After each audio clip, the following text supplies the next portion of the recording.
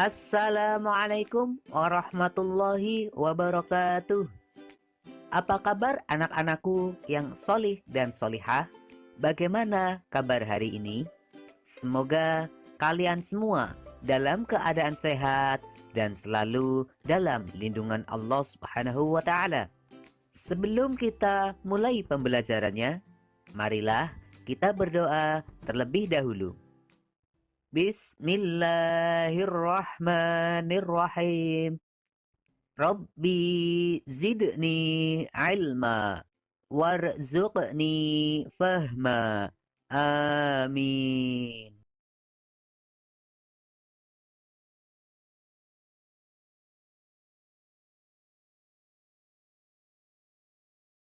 Dan dapat meneladani kisah keteladanan Nabi Ibrahim alaihi salam. Nabi Ibrahim alaihissalam lahir dan dibesarkan di Padang Aram di daerah Babilonia, Irak. Pada saat itu, bangsa Babilonia dipimpin oleh raja yang sangat kejam, yaitu Raja Namrud. Babilonia adalah negeri yang kaya raya. Rakyatnya pun hidup makmur. Akan tetapi, mereka tidak mengenal Allah Subhanahu wa Ta'ala dan mereka menjadikan patung-patung sebagai sesembahannya. Ayah Nabi Ibrahim alaihissalam bernama Azar bin Nahur. Dia adalah seorang pembuat patung atau berhala. Yang kemudian patung-patung tersebut dijual kepada penduduk sekitar untuk dijadikan sesembahan mereka. Ayah Nabi Ibrahim alaihissalam sering menyuruh Nabi Ibrahim alaihissalam kecil untuk menjual patung-patung tersebut. Namun berkat bimbingan Allah Subhanahu wa Ta'ala, Nabi Ibrahim alaihissalam kecil secara halus mampu menolak perintah ayahnya.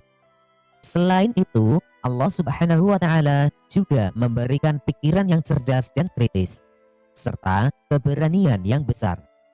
Allah Subhanahu wa Ta'ala mengilhamkan pemahaman kepada Nabi Ibrahim alaihissalam kecil bahwa menyembah patung-patung itu adalah kesesatan yang nyata. Nabi Ibrahim alaihissalam bertanya di dalam hati, "Ayah, mengapa ayah menjadikan patung-patung itu sebagai Tuhan? Bukankah ayah yang membuatnya?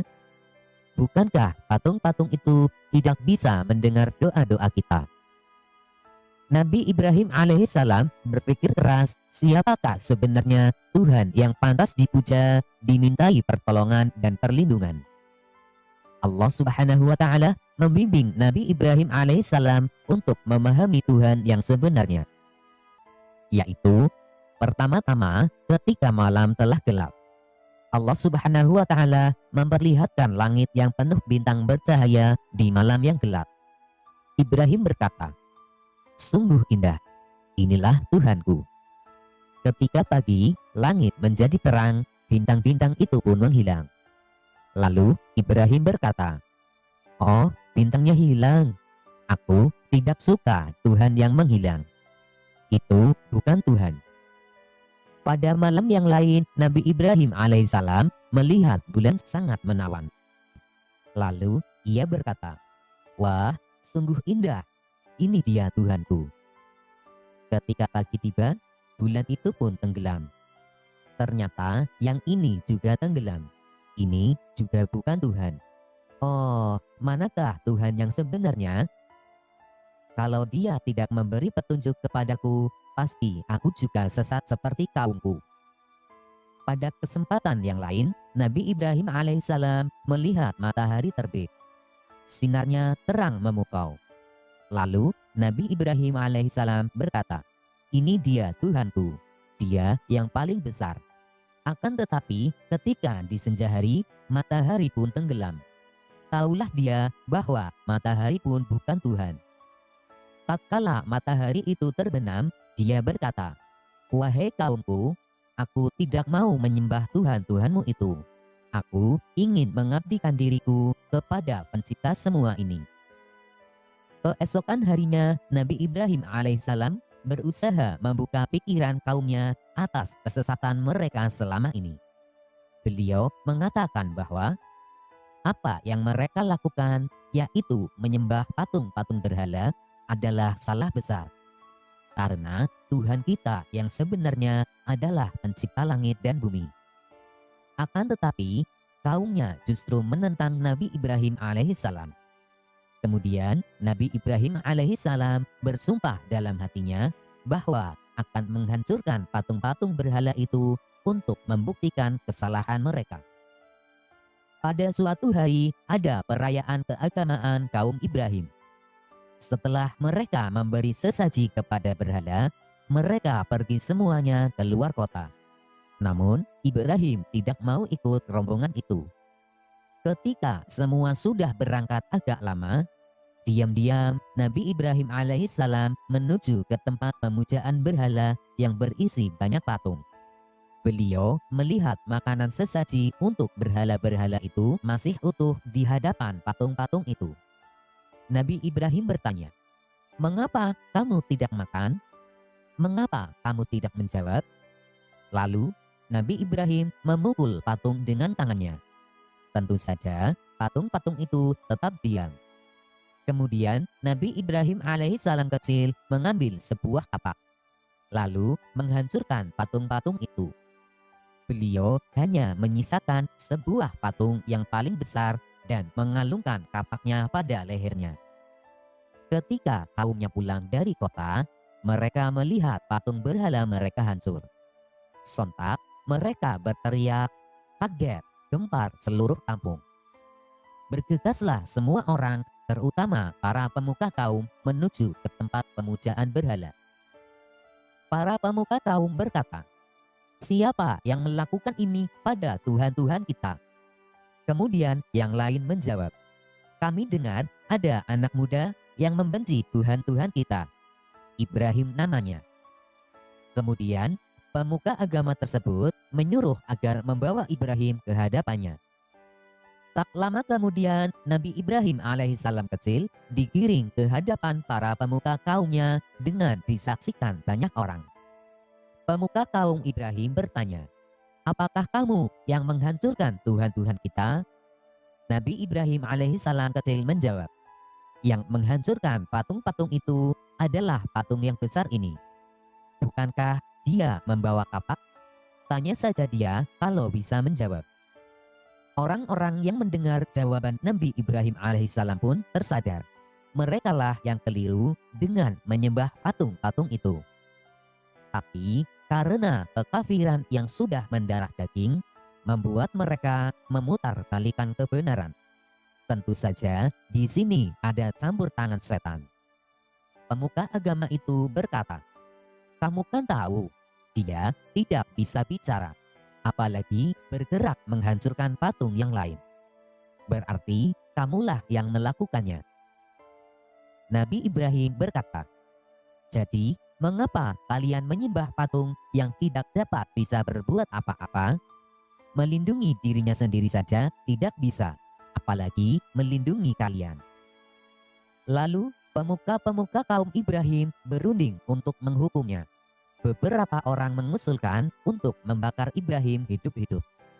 Maka penguasa waktu itu, yaitu Raja Namrud, memerintahkan untuk membuat bangunan tempat pembakaran Ibrahim di tengah lapang agar dapat disaksikan orang banyak. Nabi Ibrahim alaihissalam kemudian diikat.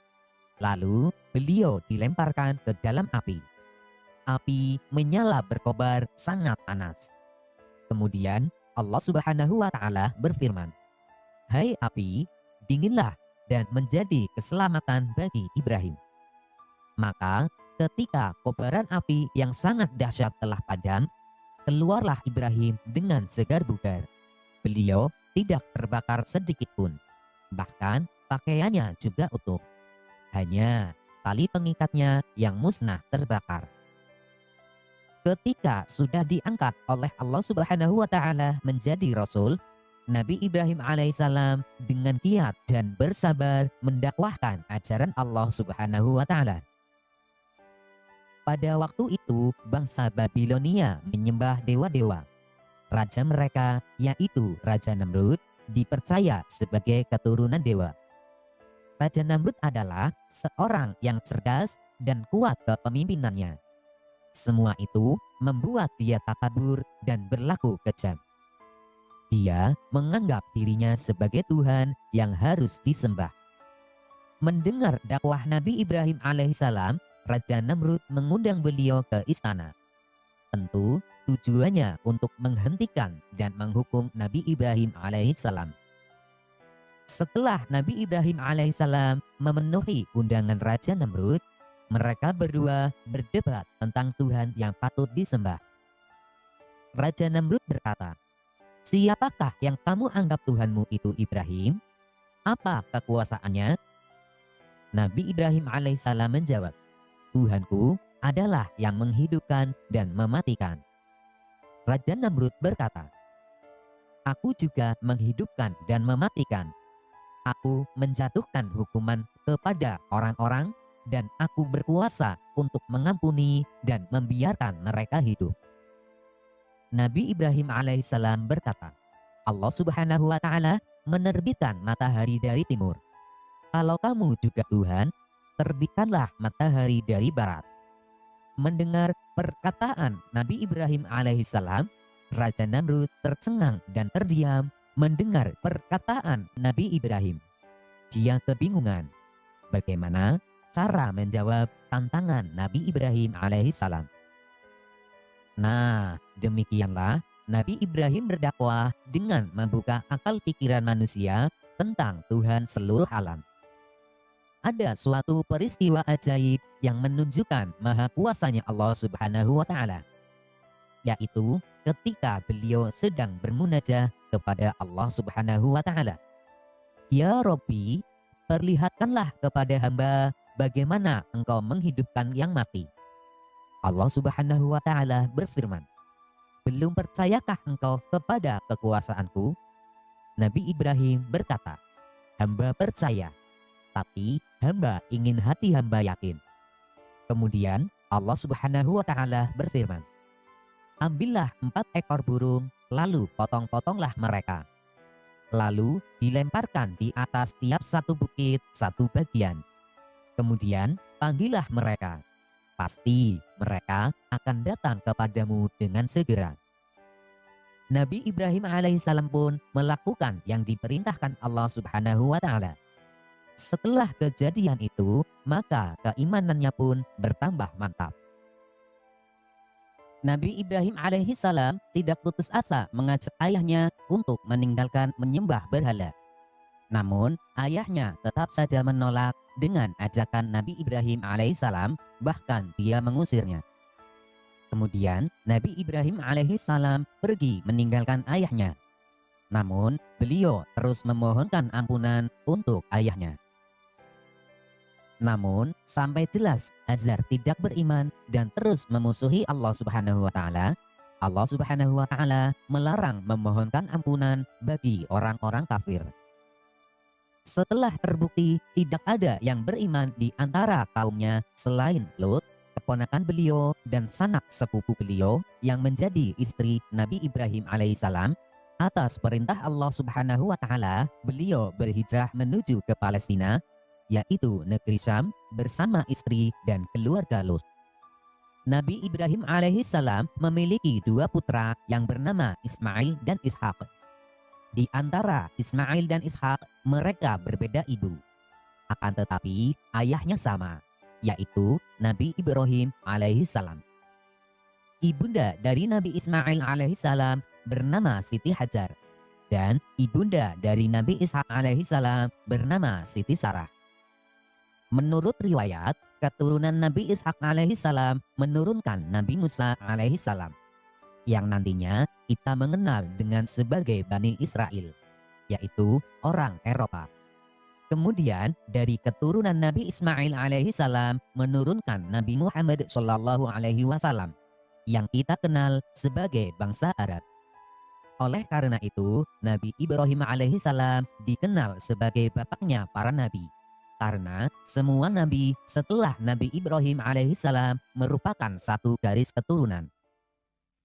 Anak-anak, setelah kalian menyimak video pembelajaran ini, ayo jawablah pertanyaan-pertanyaan berikut. 1. Nabi Ibrahim alaihissalam adalah keturunan dari 2. Mengapa Nabi Ibrahim alaihissalam dihukum oleh Raja Namrud? 3. Bagaimana cara Nabi Ibrahim alaihissalam mencari Tuhannya? Jelaskan. 4. Mengapa Nabi Ibrahim alaihissalam dikenal sebagai bapak para nabi? Jelaskan. 5. Sebutkan 2 mukjizat Nabi Ibrahim alaihissalam. Demikianlah pembelajaran kita kali ini.